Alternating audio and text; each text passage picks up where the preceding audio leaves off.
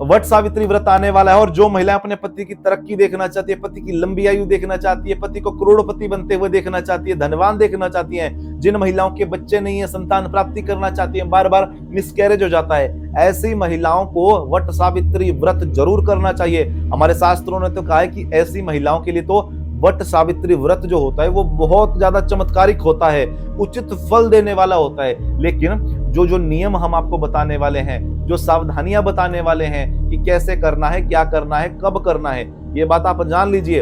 अंत तक इस वीडियो को देखना और हर महिला तक पहुंचा दीजिएगा।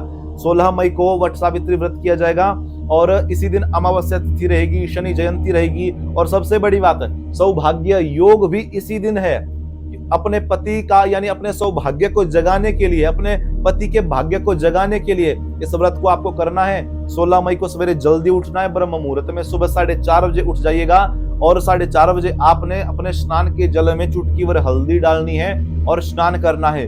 पीले रंग के वस्त्र धारण कर लीजिएगा और 16 श्रृंगार युक्त आपने अपना श्रृंगार करना है और अपने घर के पूजा स्थान पर आपने भगवती की सेवा करनी है। आपके घर में लड्डू गोपाल है, उनकी सेवा कर लीजिएगा। उसके बाद आपने किसी भी वट वृक्ष के पास चले जाना है। यदि आपके अभी तक बच्चे नहीं है तो अपने बच्चों की कामना को लेकर के आपने वट वृक्ष के पास जाना है और 1 लोटा कच्चा दूध आपने संतान मंत्र बोलते हुए उस वट वृक्ष में चढ़ा देना है। संतान मंत्र कौन सा?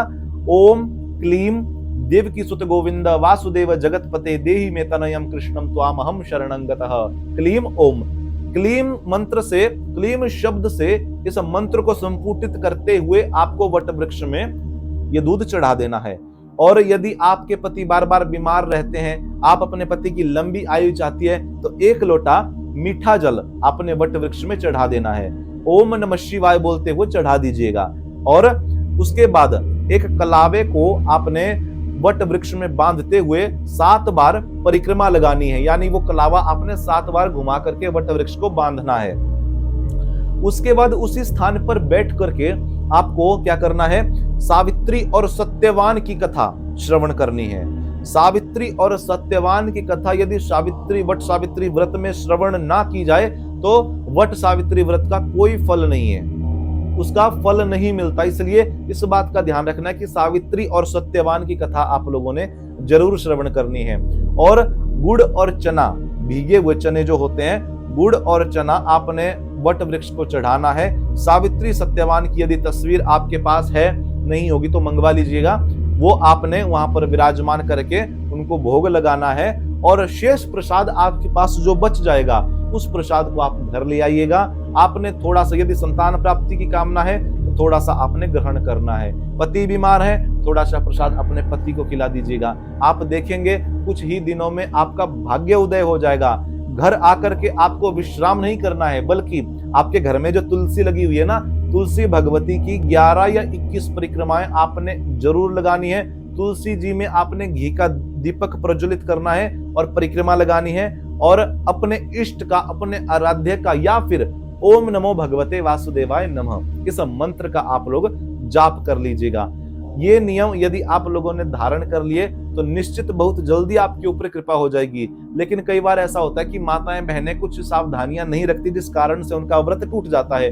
तो इस व्रत में आपने नमक से जुड़ी हुई कोई भी चीज ग्रहण नहीं करनी है, चाहे वो नॉर्मल नमक है, चाहे वो सेंधा नमक है, चाहे वो फलाहारी नमक है। तो नमकीन किसी भी चीज का आपने भोग नहीं करना है, सेवन नहीं करना है। उसके बाद चावल या गेहूं से बनी हुई किसी भी प्रकार की वस्तु का आपने सेवन नहीं करना है। तीसरी चीज, प्याज और लहसुन का सेवन तो बहुत दूर की बात है, स्पर्श भी आपसे नहीं होना चाहिए, इस बात का भी आपने विशेष ध्यान रखना है।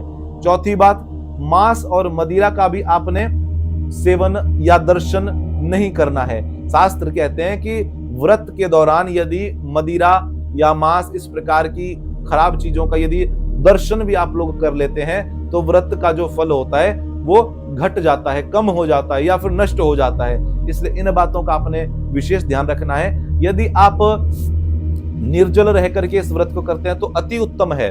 यदि आप फलाहार करना चाहते हैं तो आप दूध या फिर कोई मीठे फल, केला इत्यादि आप ले सकते हैं, उसमें मनाही नहीं है। और खट्टे फलों का सेवन भी इस व्रत में वर्जित कहा गया है, यानी नहीं करना चाहिए। इन बातों का आपने विशेष ध्यान रखना है। ज्यादा यदि आप कुछ हमसे जानना चाहते हैं या फिर अपनी जन्म कुंडली दिखवाना चाहते हैं तो हमारा एक ऑप्शनल नंबर है 7876302166। इस नंबर पर आप व्हाट्सएप पे मैसेज करिएगा और आप अपॉइंटमेंट ले लीजिएगा और हमसे कॉल पर बातचीत करके आपकी हर समस्या या फिर आपकी कोई शंका है या जन्म कुंडली दिखवाना चाहते हैं उसका समाधान हम कॉल पर अवश्य करेंगे। राधे राधे।